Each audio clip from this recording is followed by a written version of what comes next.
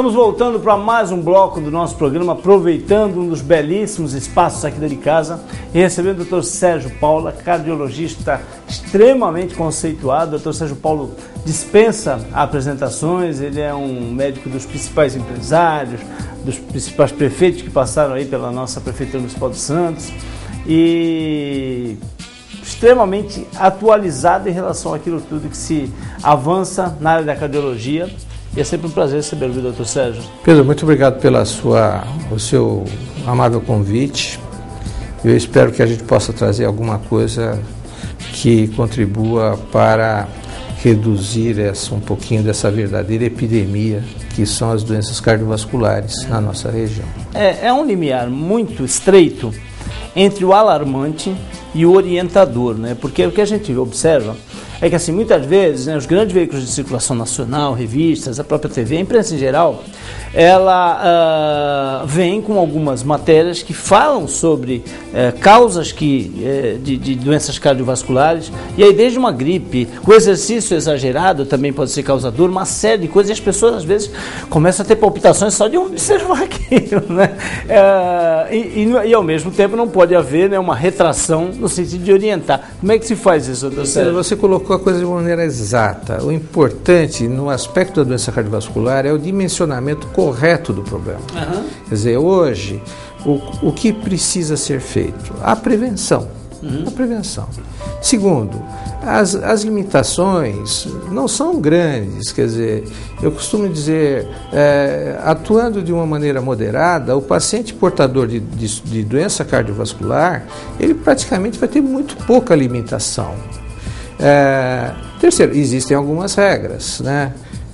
Aqueles que tomam remédio vão ter que tomar o remédio com certa regularidade, as visitas frequentes ao consultório, no sentido de dosagem dos seus níveis de colesterol, da sua taxa de açúcar. Tem algum desses fatores que pesa mais? A hereditariedade, o tabagismo, o consumo de álcool? A hereditariedade, sem dúvida nenhuma, é a condição mais séria. O fator é a ocorrência de acidente vascular cerebral ou AVC? Infarto com da idade inferior a 50 anos. Ah, tá. Acima disso não deve ser considerado. Morte súbito, né? Quer dizer, isso é um indício de forte prevalência de natureza genética. Em qualquer nível de gerações antecedentes? Eu diria, até segunda geração, eu até acho os avós. Que até é uma condição, não existe nenhum estudo determinando isso, mas de bom senso, de uma maneira geral, nós médicos adotamos esse critério.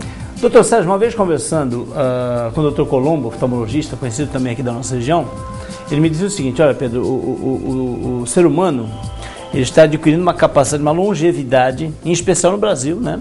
Uma longevidade para o qual o olho humano não está preparado. Então, assim, se há hoje prerrogativas na medicina que permitem ao cidadão viver até 100, 110 anos, o olho humano não está preparado para durar esse tempo todo. E o coração, como é que se comporta nessa relação de longevidade? Eu admiro muito o Colombo, é um grande amigo, mas vou discordar. Uhum.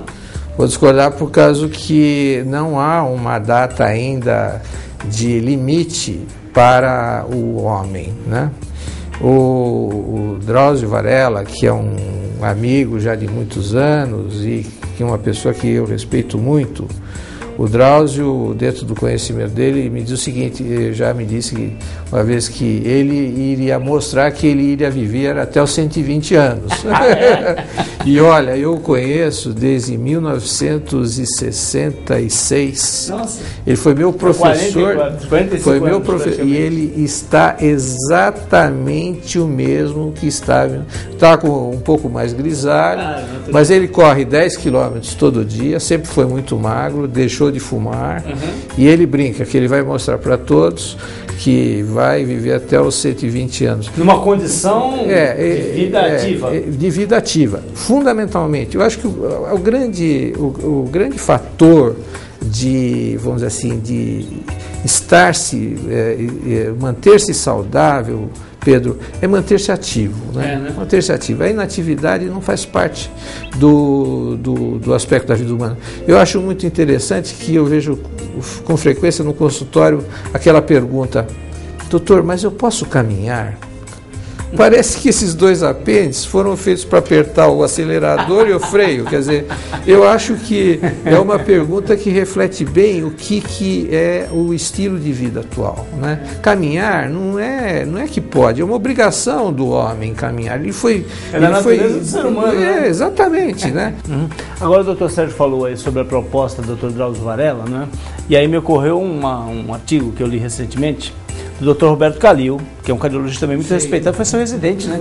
O Calil foi contemporâneo, nós trabalhamos juntos no Hospital das Clínicas. Então, e ele hoje, não é, o Dr. Roberto Calil é bem conhecido, com o médico do ex-presidente Lula e de tantos outros políticos e empresários aí conhecidos no Brasil. E ele foi indagado a respeito da atividade física pessoal.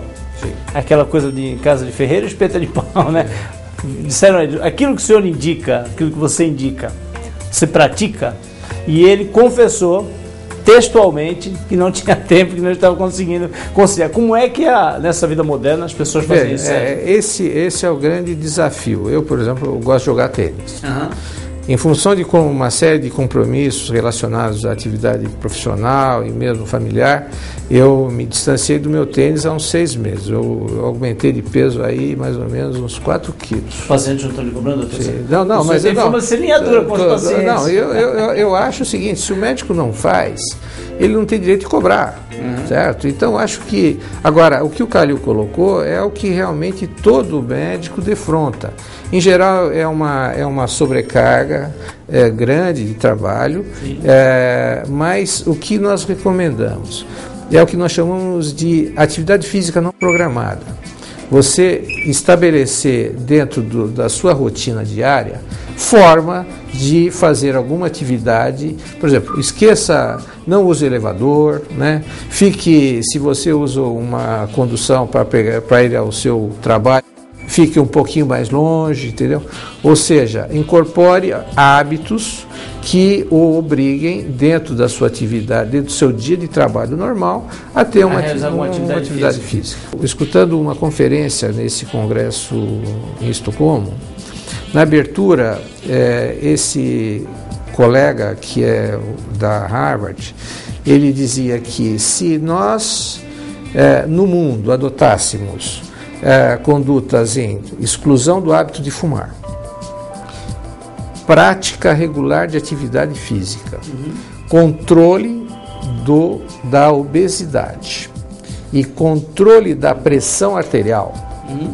Veja que dos 4, nós estamos falando em potencial uso de medicamentos somente no hipertenso. Sim.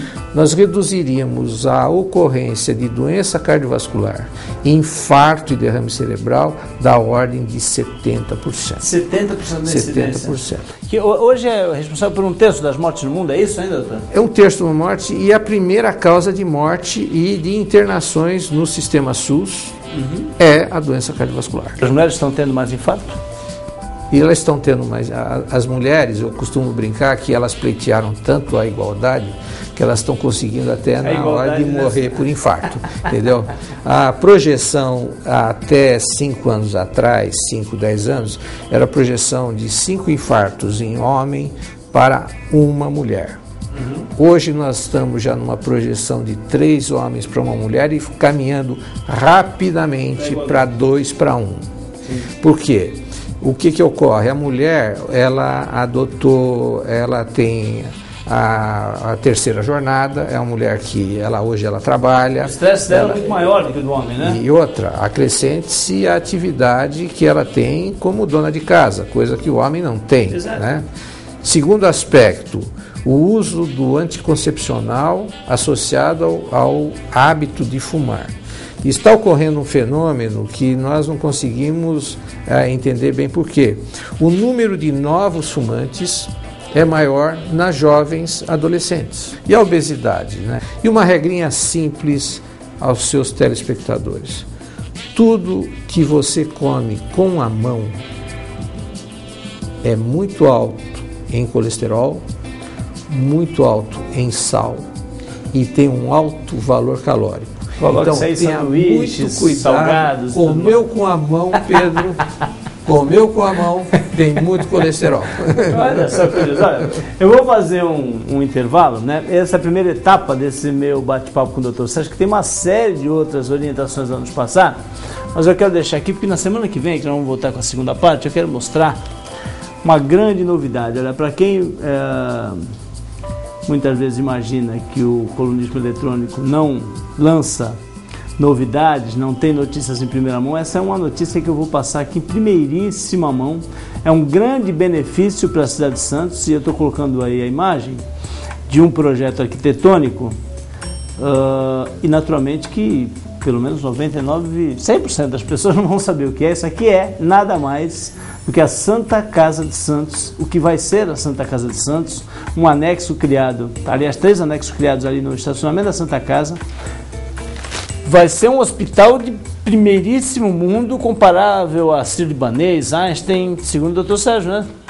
Pedro, esse hospital, ele é um hospital geral, com um padrão, um perfil muito semelhante ao Hospital Sírio-Libanês, né?